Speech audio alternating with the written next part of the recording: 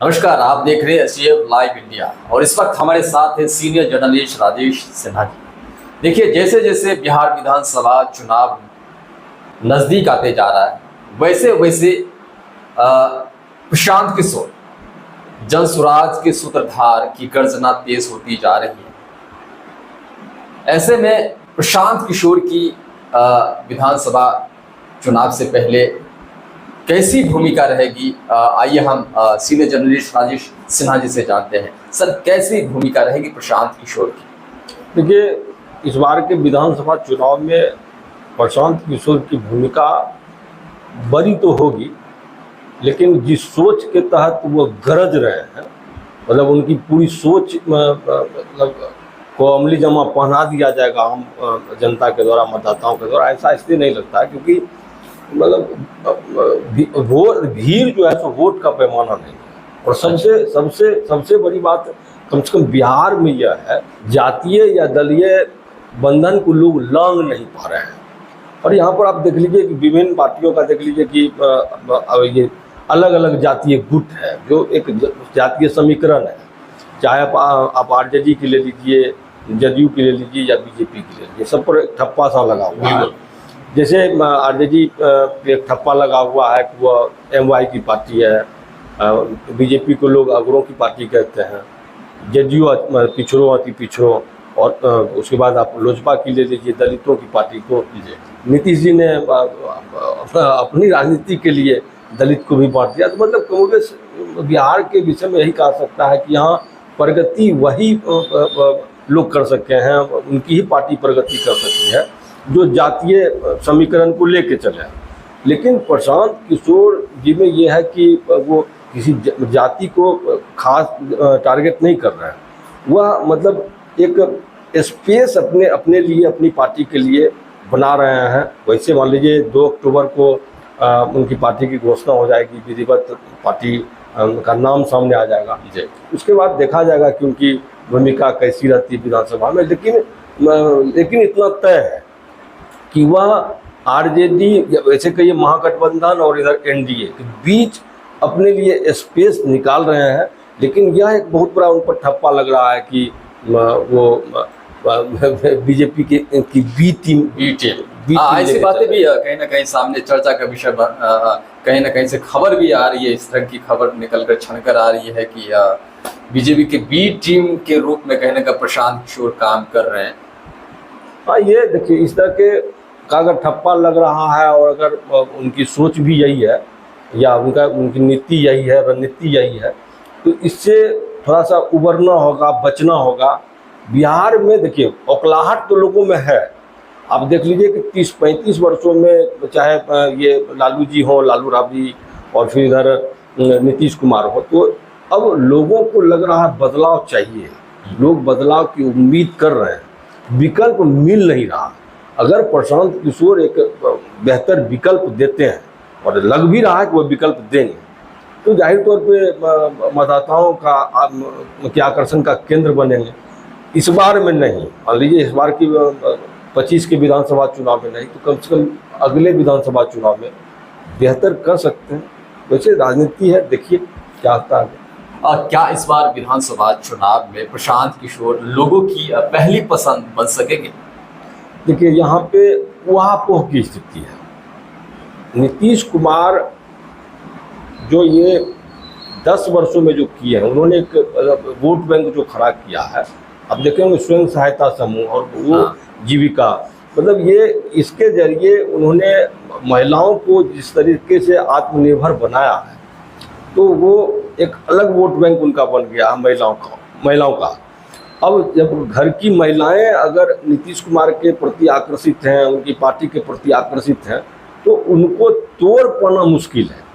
ऐसी परिस्थिति में प्रशांत किशोर आम मतदाताओं की पहली पसंद बन जाएंगे, ऐसा दिखता तो नहीं है। हाँ, वो उसके बाद की स्थिति अपने लिए बना सकते हैं। लेकिन यहाँ पर देखिए, मतलब उनके लिए स्थिति तब बन सकती है जब तेजस्वी यादव, चिराग पासवान, मुकेश सहनी, ये मतलब उनके आम मतदाताओं के नज़र में पिछड़ जाए।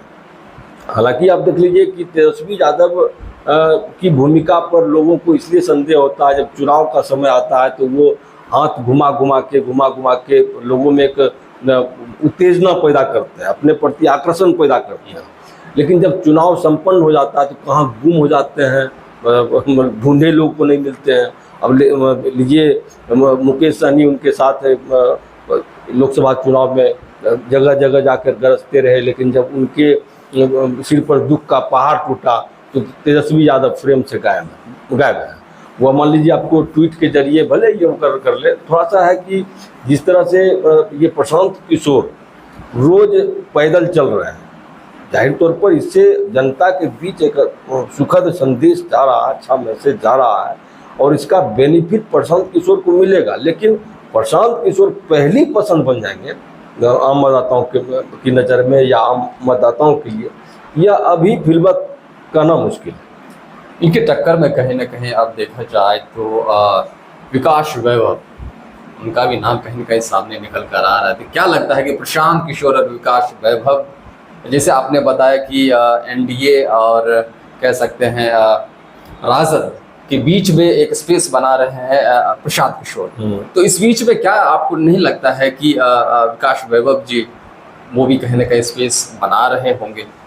देखिए, अगर ये लोग दलीय आधार पर नहीं डूबे, दलीय बंधन से ऊपर उठकर काम करते रहे, मुस्लिम हिंदू अति पिछड़ा दलित महादलित इसके चक्कर में नहीं रहे, तो बहुत बेहतर कर सकेंगे। और जैसे डीआईजी विकास वैभव जी का है, आप या इनका प्रशांत किशोर जी का मुहिम लगभग एक है, बिहार को विकसित बिहार बनाना, ये विकास के मामले में अग्रणी पंक्ति पर लाना, तो जनता को उम्मीदें जगी हैं। कम से कम प्रशांत किशोर जी और विकास वैभव जी में उनमें मतलब कुछ अलग दिख रहा है। और इन लोगों का देख लीजिए कि धीरे धीरे जैसे लोकसभा चुनाव में जिस तरह से निर्दलीय प्रत्याशी के तौर पर पप्पू यादव ने अपने अस्तित्व को दिखाया, अपने राजनीतिक हैसियत का एहसास, ये चाहे एनडीए हो या महागठबंधन हो, सभी के नेताओं को मतलब कराया, तो उसी तरह से क्या है कि वो ऐसे शख्स को जो समाज और राजनीति के चुनिंदा शख्सियत को जिस तरह से ये प्रशांत किशोर एक जगह एकत्रित कर रहे हैं, उसका लाभ मिलेगा। आप देखिए, मतलब रुपौली विधानसभा चुनाव में निर्दलीय प्रत्याशी के तौर पर शंकर सिंह की जीत हुई। कहा जा रहा है कि पर्दे के पीछे से प्रशांत किशोर ने उन्हें मदद किया, शंकर सिंह को। अब है क्या कि प्रशांत किशोर जिस लीक पर चल रहे हैं, अगर इसी लीक पर वह चलते रहे तब तो ठीक है। अरे तो जिस तरह से अगर जातीय राजनीति करने लगेंगे तो आप मुकेश सहनी की लीजिए। मुकेश सहनी जिस हिसाब से, जिस मतलब तेजी के साथ बिहार की राजनीति में अपना पांव जमाए, उसी तेजी के साथ उनका पांव इसलिए उखड़ता जा रहा है क्योंकि वो अपने आप को सना मल्लाह कहते हैं, मल्लाहों की राजनीति कर रहे हैं या करना चाह रहे हैं। तो आप ये अगर चाहिएगा कि सिर्फ किसी एक जाति विशेष या समाज के एक वर्ग को हम अपने साथ लेके अपनी राजनीति चमका लें, तो यह संभव मतलब होता दिख नहीं रहा। लेकिन अभी तक जो ये सामने आ रहा है, प्रशांत किशोर सबसे अलग हटकर एक अलग स्पेस बना रहे हैं बिहार की राजनीति में। अगर इसी लीक पर वह चलते रहे तो निश्चित तौर पर आने वाले समय में उनको फायदा होगा। वैसे वो स्वयं ज्ञानी हैं और राजनेताओं के बीच अपना ज्ञान बांटते रहे हैं, इसलिए ऐसे ज्ञानी के विषय में हम क्या कर सकते हैं, बहुत ज़्यादा ना उनको ज्ञान दे सकते हैं, ना राजनीतिक पाठ पढ़ा सकते हैं। लेकिन इतना तय है कि अभी तक की जो स्थिति दिख रही है वह अपने लिए एक स्पेस बना चुके हैं। समाज के चुनिंदा लोग उनसे जुड़ रहे हैं, बुद्धिजीवी वर्ग उनके साथ हैं। इसका फायदा निश्चित तौर पर आने वाले चुनाव में उनको मिल सकता है।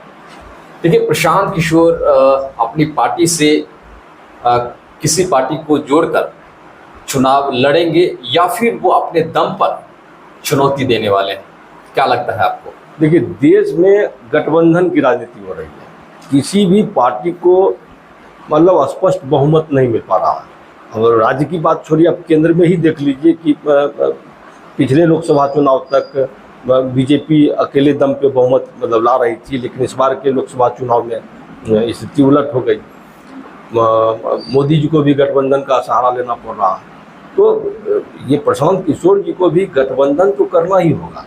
अब यह महागठबंधन की ओर भी नहीं जा सकते हैं, क्योंकि उधर विरोध कर रहे हैं, एनडीए का भी विरोध कर रहे हैं। तो ऐसी स्थिति में लगता है कि पप्पू यादव,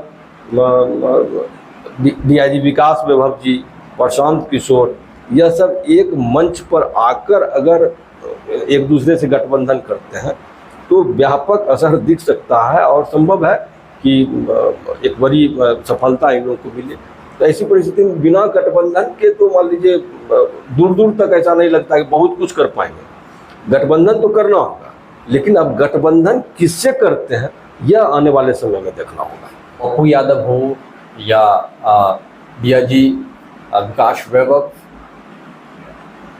शांत किशोर, सभी एक मंच पर अगर आते हैं तो कहीं न कहीं राजनीति में भूचाल सी स्थिति बनेगी। लेकिन उससे पहले एक और सवाल है सर, उनकी पार्टी में कैसे शख्सियत को जिम्मेदारी मिल सकती है? देखिए, लगभग सभी पार्टियों के लिए समय समय पर चुनावी रणनीति बनाते रहे। प्रशांत किशोर जी मतदाताओं का नब्ज टटोल चुके हैं, उनको पता है कि मतदाताओं की चाहत क्या है। ऐसी स्थिति में वो चुनिंदा लोगों, समाज के चुनिंदा लोगों को अपनी ये पार्टी में शामिल करना चाहेंगे। जाहिर तौर पर वो ये तेजस्वी यादव का विरोध कर रहे हैं, उनकी योग्यता पर सवाल उठा रहे हैं, तो वो अयोग्य लोगों को तो अपनी टीम में शामिल करेंगे नहीं। वह बुद्धिजीवी वर्ग के और प्रभावी लोगों को अपनी टीम में शामिल कर रहे हैं और ऐसे लोगों को टीम में देखकर मतदाताओं का उनके प्रति आकर्षण बढ़ा है। और यही कारण है कि आप देख रहे होंगे कि सीएम नीतीश कुमार हड़बड़ाहट में है कि किसी तरह समय से पहले चुनाव हो जाए। ऐसा इसलिए भी कि ये प्रशांत किशोर का कारवां जैसे जैसे धीरे धीरे आगे बढ़ता जाएगा, वैसे वैसे कहीं न कहीं एक बड़ी चुनौती सीएम नीतीश कुमार के लिए सामने आती जाएगी। तो आने वाले समय में और कुछ प्रभावी लोग हैं जिनका नाम अभी तक मीडिया के सामने नहीं आया है। ऐसे लोगों को अगर वो शामिल करते हैं तो एक बेहतर परिणाम देखने को आगामी विधानसभा चुनाव में मिल सकता है। चलिए, तो ये थे हमारे बीच राजेश सिन्हा जी, जिन्होंने साफ तौर पर कहा कि किस तरह से राजनीतिक परिस्थिति उम्मीदता इन फ्यूचर में बदल सकती है। प्रशांत किशोर और वहीं पर विकास वैभव जी, और कहीं ना कहीं अगर देखें तो पप्पू यादव को लेकर भी इन्होंने कहा। और फिलहाल इस वीडियो में इतना ही।